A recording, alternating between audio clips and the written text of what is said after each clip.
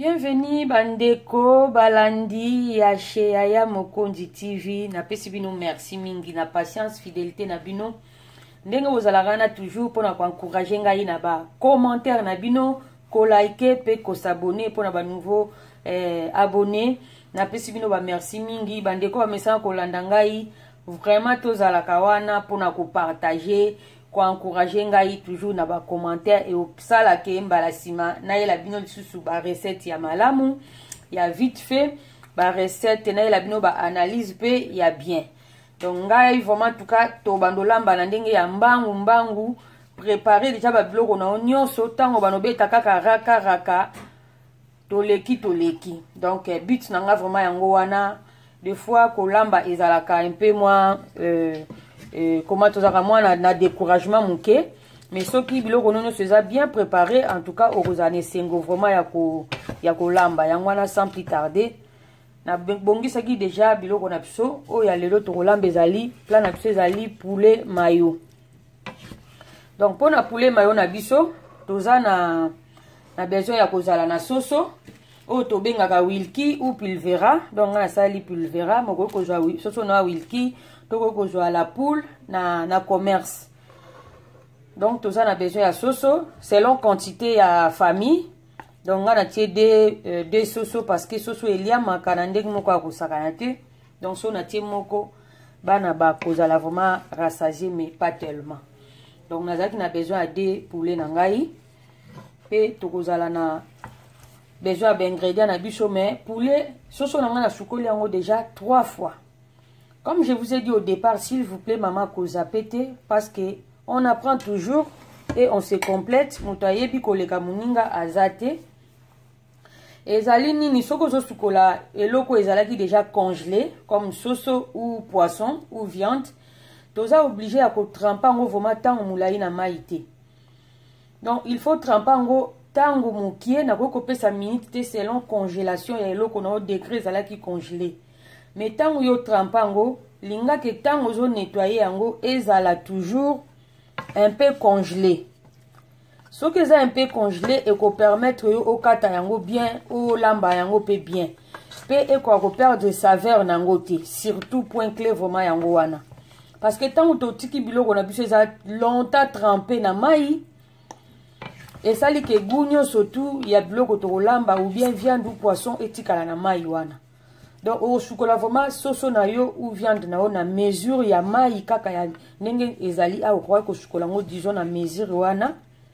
Na sukola yango première fois na mai ya normal, deuxième fois na iko sukola yango na vinaigre na police vraiment vinaigre ebele eza très important parce que vinaigre ko permettre que biloko na o ebela pe mbangu. To kansaka ke vinaigre ko sala ke biloko elemba mais non vinaigre elembisaka te et ko permettre pe soki toujours mona bien et ça lokola déjà que soso esebeli. Même temps to nettoyer la viande na yango tout le monde a lokola ke et sali lokola kobela. Donc on a koloba équivalent ya 3 cuillères à soupe ya vinaigre oyo na rosaki et na troisième fois nde na eko rincer vraiment énorme pour na kolongola gounyo surtout ya vinaigre. Sans plus tarder to kozala na besoin ya ba oignon na biso nyonso tout omoni awa naza na besoin ya feuille poireau na céleri. Donc assiette na biso ya poireau céleri oyo tozalaki nango déjà na congélation yango yo nake kotia yango direct.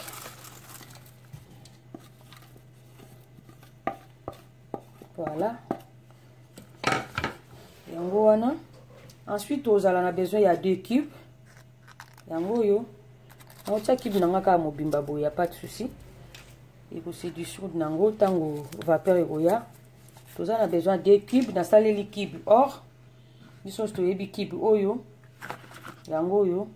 Donc moi je mets juste équivalent ya cube moko na soso moko. Donc comme na saleli 2 soso yango na tie pe 2 cubes. J'aime bien ba cube oyo ezaka dosé pour nana zala na excès ya kotia cube te, sinon j'allais mettre aussi le bouillon végétal au bazanango, pourquoi pas kotia bouillon na yo, mais moi je préfère vraiment doser pour ekoka kosala ke nazala na excité nazala incité ya kosala ka ya kotia ebele te. Donc toke kotia poivre na biso tozana besoin ya poivre blanc. Poivre ko sunga biso po soso ekoka kolonga masolo azei nango malgré tout to tiaki yango déjà vinaigre. Donc otie poivre.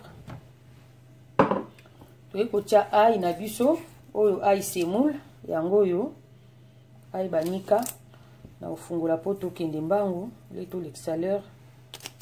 Totie ail na biso ndenge wana na koya kotia concentré des tomates.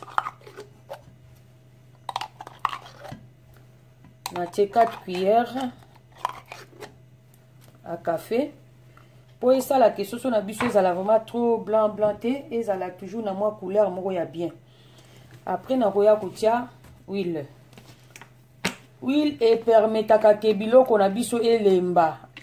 Miracle mususu ezate huile nde mutu ezo permettre que soko zo sala zo ko assaisonner. Peu importe loko ko assaisonner, huile nde mutu ko aider biso. Tokoka ko biloko na ekoka kozala vraiment ya kolemba. Akanta to monde toti awa.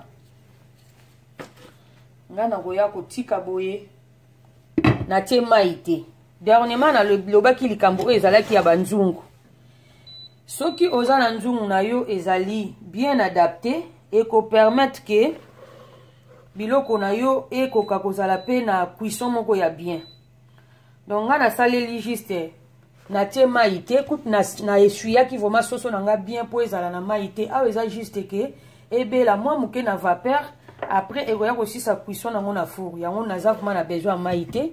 Je peux vous montrer que na longola ki vraiment mai nyonso vous voyez. Donc na tikali juste na un peu de jus kaka oza na se tokoti kango ebela jusqu'à ce que mai ekosila. Après tokoya koleka na phase 2 o ezali ke ya kotia na kati ya four. Mais là maintenant oignon na koya kotia ngo après na préféré tokana nous po sinote oignon nanga sinote ekobimisa lisusu mai yango na tina na oignon te. Mais na koya kotia oignon après na kolakisa bino pe tango na kotia oignon. Poivron o tokozala nango besoin pona tango tokotia yango na papier aluminium tokokanga po totia na four po ezali lelo ezali poulet mayo oyo batumbaka yango autrement. Donc là tozala na besoin ya tokozala na besoin pe ya mayonnaise na biso. Voilà, donc na tiki nanu comme ça to na mbomoni pe nazaki na besoin na moutarde na oignon na kotia bango en même temps. Biloko oyo na kotia tout à l'heure nyonso to etikali ezali pour assaisonnement. Eza mayonnaise ou ezali mungwa na lambela mungwa ya minene eza très important bandeko nanga epesaka saveur mususu na biloko. Eza pena na goût makasi ke mungwa oyo ya mike. Donc sel de mer na biso ça coûte au moins 50 centimes seulement, mais tu peux l'utiliser pendant 3 mois comme ça. Donc moi je préfère vraiment rosalelaka mungwa oyo to salela ngo après oyo ezalaki na ngoka pâte pour na ko assaisonner. Donc là on a biso etikali to ekokuta na sikoyo na étape suivante. Merci. Bon, merci beaucoup. Totiki soso na biso toki 15 minutes. Yango yo. Hors caméra, tango etokaki mwa muke na 5 minutes comme ça na balola ki nyonso po cube o na tiaki ekoka kokota na kati. Donc tango na tiaki on a moto bu ya 5 minutes na balola ki po mélange ekoka ko balola bien. Ekoka kokota bien na kati ya soso. Donc comme ne sais bino ki na tiaki maïté pour ceux qui na tiaki maïmbele catastrophe. L'eau on a ozala bien assaisonné parce que mai nga ko lekebele. Donc faut l'eau ozala bien assaisonné na mai oyo kaka to sukola kiango, mais soko moni vraiment koza na mai ebele, rien n'empêche que okoka ko essuyer biloko na yo mo muke na papier essuie tout na se nango fond ya nini odui mo papier essuie tout vandisi yango bien ya pembe ya propre et meli mai après ça au longoli. Donc c'est ce que moi j'ai fait. Mais na bisa bino ke na otia moutarde. Na o moni jusque là na tia kaka 2 cubes pamba parce que na otia moutarde. Donc na otia moutarde na ngai. Donc pour dire que il faut na meka assaisonnement na soki na moni que mungu apenze zangi na 2 cubes na tchaki, mais j'ai l'habitude donc, mais comme on appelle ça un conseil, il faut toujours qu'on meka. Voilà. Donc ce que zanga ki mingi na ngana bakisa na mwanda ba mungu, mais j'ai pas besoin ya kotia vraiment mungu na otia juste moutarde.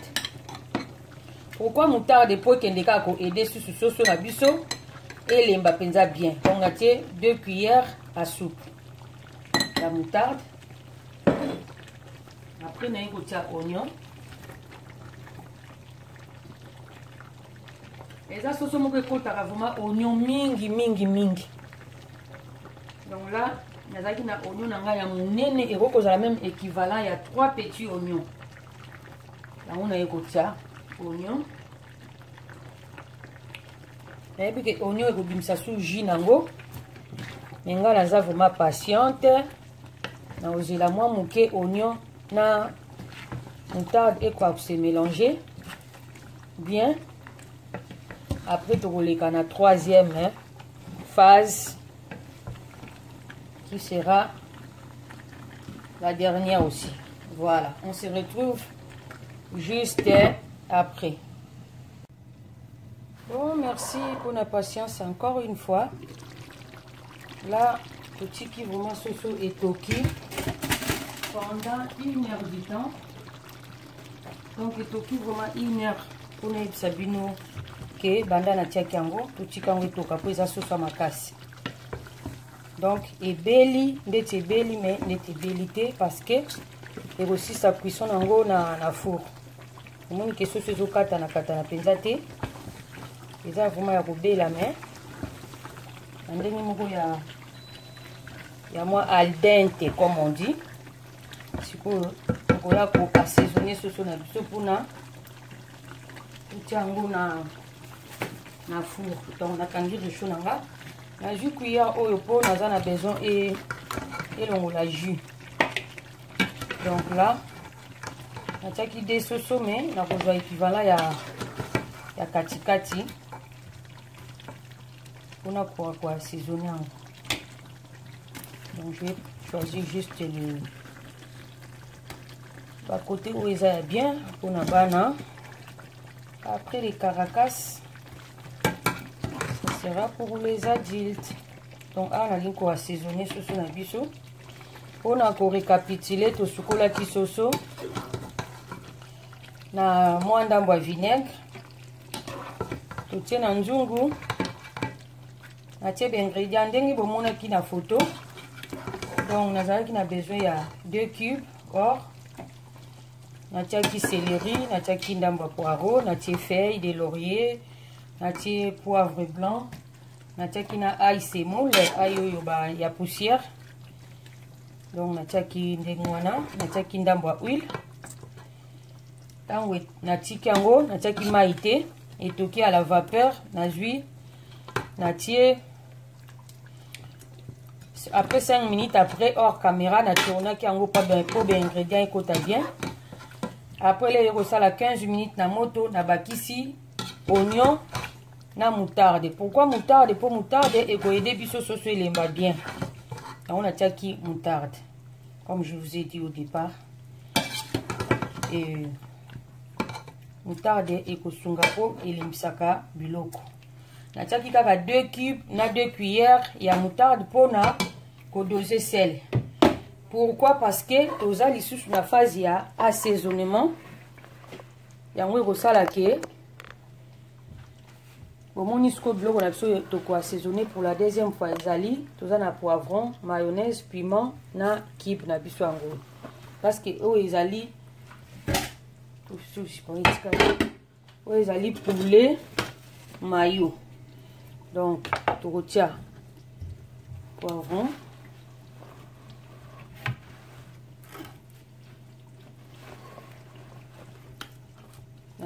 Demi poivron pour notre sauce oignon sauté. Donc là pour râper encore cube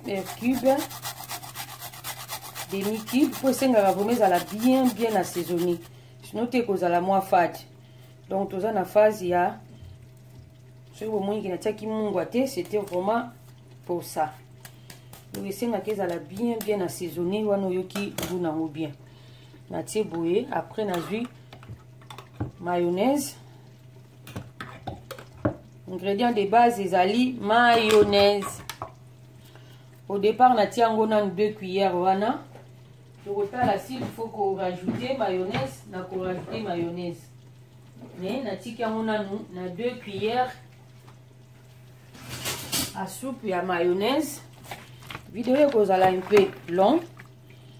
Na phase oyo pona eza na ba détails vraiment clé oyo ezali ke beaucoup pa kolanda. Donc voilà.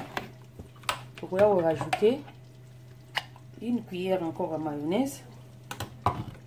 4e cuillère parce que j'ai mis au moins soso moko na ndambo ou eza awa. Soko tie juste soso moko okotia au moins 3 cuillères, peu importe ndenge olingi.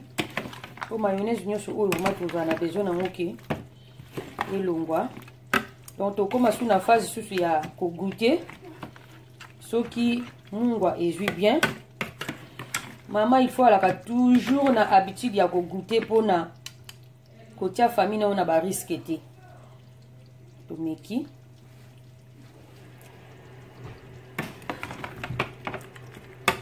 voilà. Donc je vois que c'est bien assaisonné. Bon, là maintenant il y a la sabino phase ya papier na biso ya cuisson, na papier aluminium, yango toza nango. Je ne sais pas si vous voyez mon amour vraiment. C'est mon support de caméra qui m'empêchait. Voilà, notre papier est là. Voilà, on a la sabino phase. Donc on a 3 papiers aluminium. On a kati. Na tie mibale comme ça. Moi qu'on a kati. Na tie moko na kati. Après, on a besoin de papier à cuisson. Il faut papier à cuisson parce que pour les maillots, bah tiens, on même na kisasa on a papier ya la papier eau et à farine. Donc ceux qui posent un papier non à farine, bah sac disons sac à farine. Au ko kangela yango mais ceux qui posent un côté. On fait avec les moyens de bord. On a papier na biso, il y a cuisson. Donc aussi composé au moins on a besoin il y a 5 papiers, ou ils ont 3 papiers aluminium, 2 papiers à cuisson, et aussi composé en lingi. Donc il faut maman nous a besoin de goûter pour na côté famille en danger l'aime sous ces ingrédients moko anomalie. Tant maman au meki au sentir en gros que non on dirait il y a quelque chose il y a bien été na kata biloko donc ce comme au sentir en mabe au peut ça en famille na yote au peut ça libota te au arrêter le but non je trouve que c'est un peu bizarre donc bana ba ko liate biso so tout liate mais ce que vous avez l'habitude à goûter te ma sœur ou mon frère ou zolandanga au tia famille vraiment en danger. Voilà, donc on va chaboyer.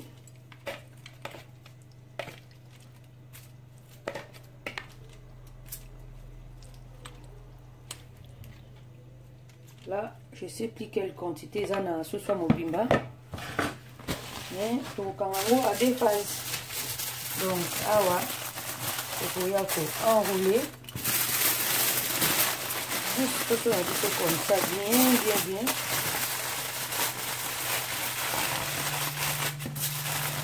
Ça la robe version ebele nga ça la des fois version ya liboke ça la version il y a comment on appelle ça version il y a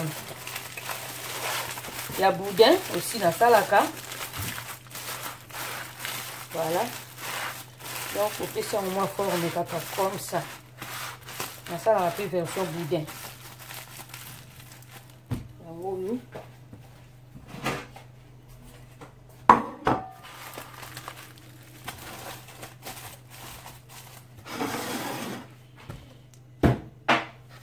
Awa toujours kendo chango na four et tokutani na phase ya sima. Merci beaucoup. Nous voilà à la fin de notre recette. Soso na tsango et belly. Regardez comment c'est bien cuit. Na bomba qui plateau on a la sabino ke comment bokoye ba ke belly. Donc so bomoni pena ke plateau et sali huile comme ça. Hein, bomoni ke huile et sali boye ba ke mayonnaise nyonso et sili. Donc toza lisusu na mayonnaise té. Donc mayonnaise vraiment est comme huile. Voilà, c'est comme ça que tu voyez que ce soit un belly. Donc il faut comme léger tant où yozo tombe lango. Ce soit comme penza léger. Bon, on a un peu d'huile là en bas. Donc un peu d'huile ici. Là. Il y a un peu signifier que là on a besoin c'est belaki, soso et belly poulet mayo on a besoin otoyo kaka poulet mayo. Voilà. Donc ceux qui aussi payent la vidéo de Kolangai, tu l'as un commentaire, moi like et que je vraiment pour l'avenir, na encouragement. Donc ngai ba na ba yango na pomme de terre fait maison. Yango yo et sa petite sauce. Donc il y a sauce etikalaki. Yango yo toza nango toza na pomme de terre na biso yango wana to sepelisa bana pendant le confinement balia ba fait maison maman vraiment tout ça là-bas na biso plaisir. Voilà soso na biso yango yo merci pour la patience na bino tokutani mbala sima na Chez Mokonzi TV toujours na ba analyse to na ba recette mususu soki tata nzambe abateli biso. En tout cas na sengi bino merci pour la patience. Na kokolo ba kitosali 2 heures du temps. Donc préparation en oignon du début à la fin et ça 2 heures. C'est tout un travail mais vraiment c'est pour faire plaisir, c'est pas qu'on on mange ça tous les jours non. C'est vraiment à l'occasion, quand tu reçois des gens, tu veux faire plaisir aux enfants, à la famille, n'hésitez pas, poulet mayo yangoyo. Piment en poudre si vous voulez. Et voilà, moi j'ai mis un piment au centre. Parce que comme c'est des enfants qui vont manger, donc je ne la vois pas. J'ai mis juste un piment vert à l'intérieur. Merci beaucoup. À plus.